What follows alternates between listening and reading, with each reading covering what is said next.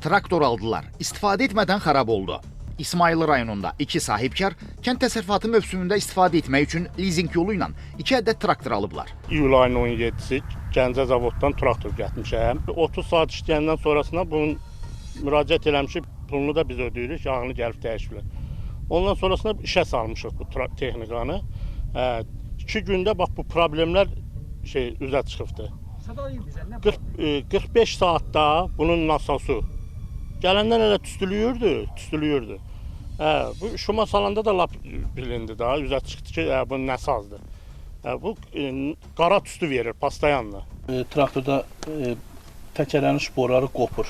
Elə bilirsən təkərlərin şporları çürükdür. Buna bax, beləcə təmiz qopub gedir. Buna bax, təkərlər pis gündədir, qopub gedir. O bir təkərdə həmçinin bax elədir.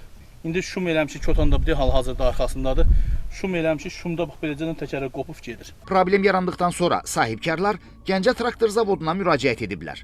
Zavoddan göndərilən mütəxəssislər texnikanın yağını dəyişib, lakin bu xidmətin pulunu da sahibkarların özləri ödəyiblər. 2 gün sonra isə eyni nasazlıq yenidən təkrarlanıb. Gəncə traktor zavodunun zona üzrə texniki servis xidməti isə bildirir ki, məsələdən xəbərdardırlar və rəsmi cavabı yalnız vətəndaşların özlərinə 2 həftə ərzində təqdim edəcəklər.